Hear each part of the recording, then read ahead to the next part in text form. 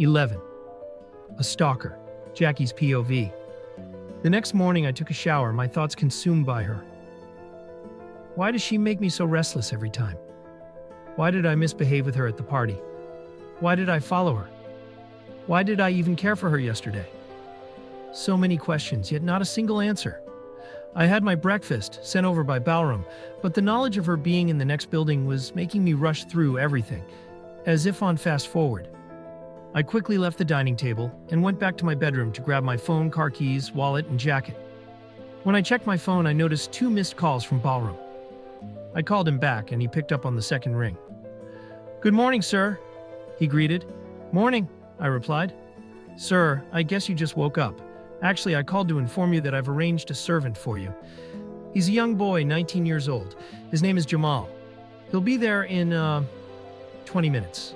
He's an excellent cook and can get you anything you need from the market, whenever you want. He'll come at 8 every morning and leave at 8 in the evening. He's your servant for 12 hours, but after that, he doesn't work." "Okay, sir." "A servant? I don't need a servant." "But why did you arrange a servant?" I asked. "Sir, you can't keep eating restaurant food every day. It's not good for your health. Jamal will cook breakfast, lunch, and dinner for you. He'll even pack a lunchbox." "A lunchbox? Seriously?" "I don't need a lunchbox, Balram. I'm not a schoolboy. But sir..." "Thank you, Balram, but I'll speak to him when he gets here. See you in the office." "Oh, okay, sir. Bye." Balram sounded confused. Unbelievable. I hung up and went to the balcony. My eyes wandered to her apartment, but I couldn't catch a glimpse of her. Instead, I looked down and saw a young boy approaching my duplex. The doorbell rang shortly after, and I went down to answer it. A very innocent-looking teenage boy stood in front of me. This must be him. "Salam, Saab," he greeted, giving a small salute. "Are you Jamal?" I asked, my expression puzzled. "Jamal, my name, sir," he replied. "Okay, come in," I said, inviting him inside. "Where are you from?" I asked casually. "I from Purani Delhi, Old Delhi," he answered, and I immediately noticed that his English wasn't very fluent. Delhi? He meant Delhi, I guess. "Can you understand English?" I asked.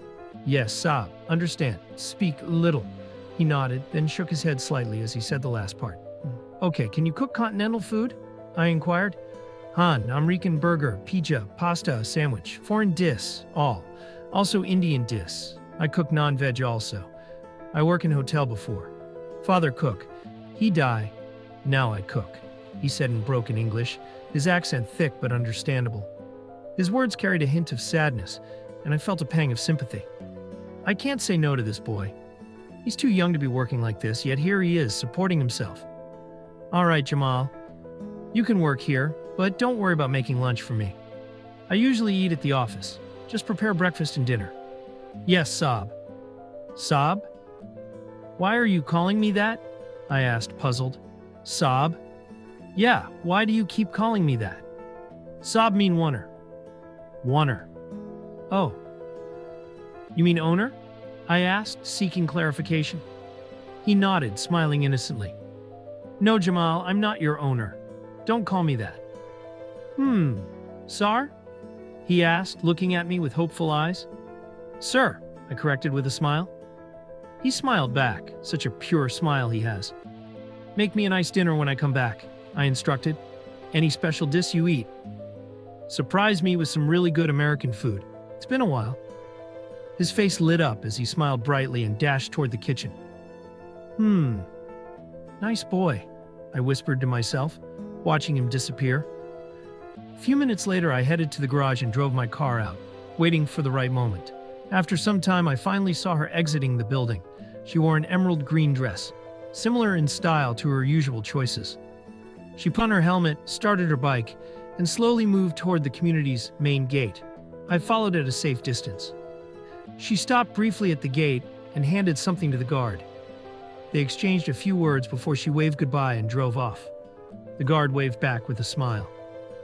I started my car and drove up to the gate, glancing at the guard through the window as he greeted me with a salute. I gave him a curt nod and continued driving, keeping a discreet distance behind her. What did she give him? Why does she always stop to talk to him? What do they talk about? My thoughts raced as I followed her. She stopped at a signal, and my eyes remained fixed on her throughout the drive. Eventually, we reached our destination. She parked her two-wheeler and hurried into the office building, but I noticed she was limping slightly. Her ankle. Of course, how could I forget? I parked my car and trailed her into the building. She entered the elevator just before I could reach it, and the doors closed. I saw the elevator stop at the third floor, so I pressed the button to call it back. Once in my office suite, I checked the CCTV footage to locate her. She wasn't visible at first, but after a moment, I saw someone enter her cabin and take her seat. I leaned in closer to confirm. It was her, now dressed in the same formal outfit she had worn yesterday. She changed. Why can't she just wear that outfit to the office in the first place? Suddenly, a voice interrupted my thoughts. "What are you looking at, sir?" Startled, I turned around to see Ballroom standing there. Shit, what is he doing here? Did he see me? "Ballroom," I snapped, trying to hide my awkwardness. "Did you forget your manners?" Sir..." "Knocking, Ballroom, knocking." I rolled my eyes, feigning irritation. "Sir, I knocked thrice. You didn't respond. I saw you come in, so I half opened the door to ask for permission, but you were busy looking at Arahan." "What were you looking at? Any problem with the CCTV footage?" He gestured toward the wall of flat screens. "Oh no. No, I was just checking if everyone is working in discipline or not," I replied, masking my true intentions. "Connect this CCTV footage to my desktop screen. I can't keep getting up from my seat to look at the wall screens." "Sure, sir, I'll do it now," Ballroom replied, heading to my desk after handing over a file. "And here is the file you requested yesterday." I avoided his gaze, giving a slight nod. Ballroom quickly completed his task and announced, "Ho gaya, done, sir." "Good." I tried to sound bossy, suppressing my excitement. "Now I can watch her closely." As soon as Ballroom left and the door closed behind him, I hurried to my desk and opened the CCTV footage on my computer. Zooming in on the footage I was most interested in, I felt a strange sense of calm and relaxation watching her.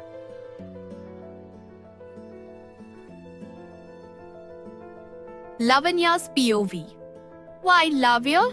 Ruhi roared, frustration clear in her voice. "Look, you know me.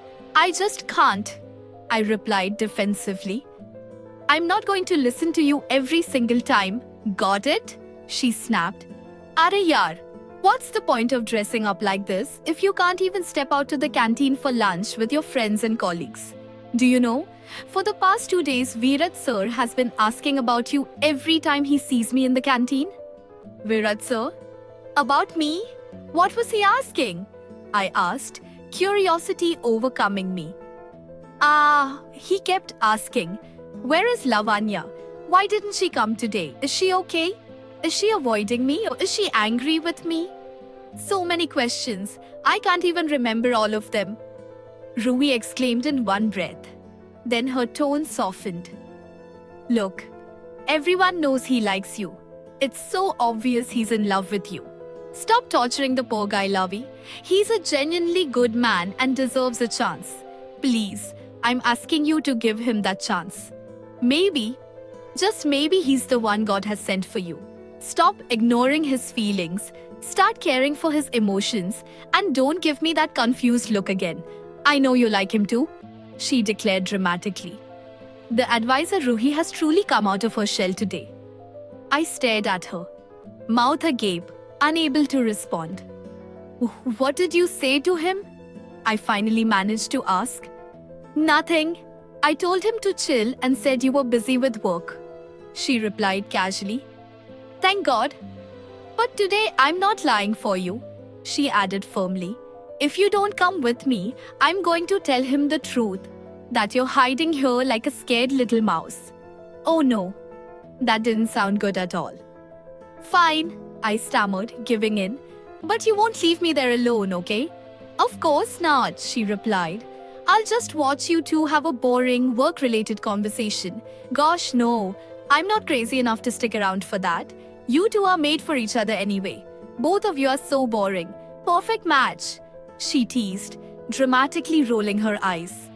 "I don't want to be a fishbone between you two. Now come on," she shouted, rushing toward the door. I groaned inwardly. I can't believe she's my friend. I followed Rui reluctantly, still fuming over her actions. We entered the canteen area and she pointed towards a table where Virat sir sat quietly, his eyes fixed on a coffee cup. He absent-mindedly traced the rim of the cup with his index finger, looking lost in thought. His expression was heavy with sadness. Before I could process anything further, I felt a sharp nudge at my side.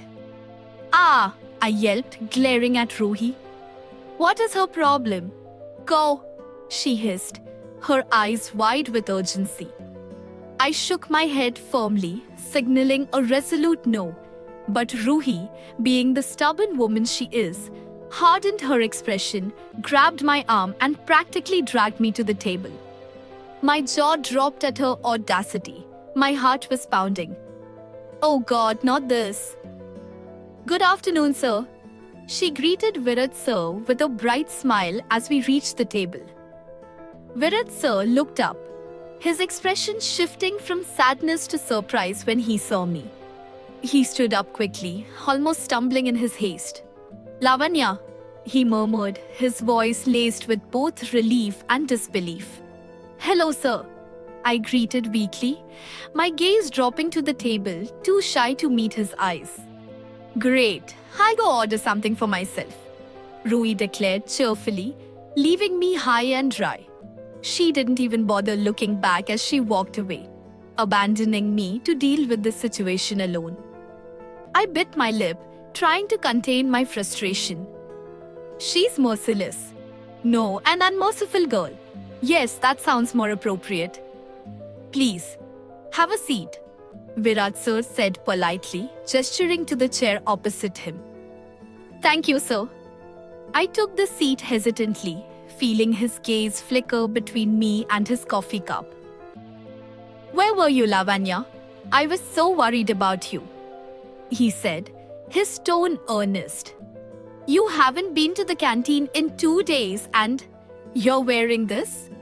His eyes briefly scanned my formal outfit, a mix of confusion and curiosity evident in his expression. "Please swallow me, dear Mother Earth." I was advised to follow the rules," I replied, shifting uncomfortably in my chair. "Rules? What kind of rules?"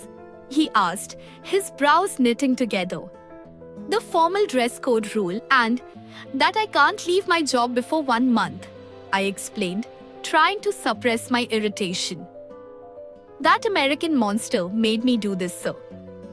"Oh," he exhaled, looking somewhat relieved. Then his expression grew serious again. "Lavanya, are you angry with me? After the party, I felt like you were avoiding me." "What? When did I do that?" "I'm sorry if it seemed that way, sir," I said quickly. "It wasn't intentional. I've just been busy with work and feeling a bit awkward about coming here dressed like this." "That means you're not angry with me," he said, his tone tinged with hope. "How could anyone be angry with you, sir?" "No, sir, not at all," I assured him sincerely. "Thank God," he sighed, visibly relieved. "Why?" I asked reflexively, then instantly regretted it. "Control yourself, Lavanya." Because I wanted to say something to you and I couldn't find the right way to do it," he admitted, fidgeting slightly. "The right way?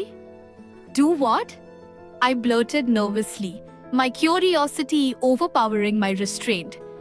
"Lavanya, He hesitated, his voice growing intense. My heart raced as I imagined what he might say next. He took a deep breath and began again.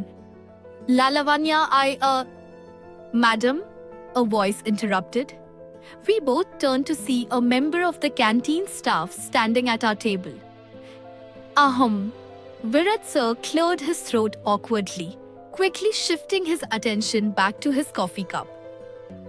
That was infuriatingly obstructive. "Gigi, yes?" I stammered, addressing the staff. "Madam, someone is waiting for you outside," the staff member informed me. "Who?" I asked, frowning in confusion. I don't know, madam. The staff member replied curtly before walking away without another word. Arre? Huh, hey, wait, I called out, but he didn't bother turning back. Frustrated, I mumbled, people these days, while shaking my head in disapproval. I turned back to Virat sir, who looked slightly flustered. His face was a shade of pink, and I gulped nervously. Do you want me to come with you? He offered politely. No, thank you. It's okay. I'll be right back, I assured him, and he nodded in response. I got up slowly, trying not to look as nervous as I felt, and made my way out of the canteen. I scanned the area thoroughly, but couldn't see anyone waiting for me. Carl, what was this about? Did that canteen guy place a bet with someone to drag me out? Idiots! Just as I turned to head back inside, I found myself face to face with a tie. My eyes widened as I realized it belonged to a large figure towering over me. Oh! Startled, I jerked back and let out a loud, involuntary gasp. My mouth hung open as I hurriedly stepped away to create some distance. I looked up, and there he was, Mr. Dawson. He stood like a statue, his hands casually tucked into the pockets of his tailored trousers. His fiery eyes bore into mine, radiating an unsettling intensity. What does he want now?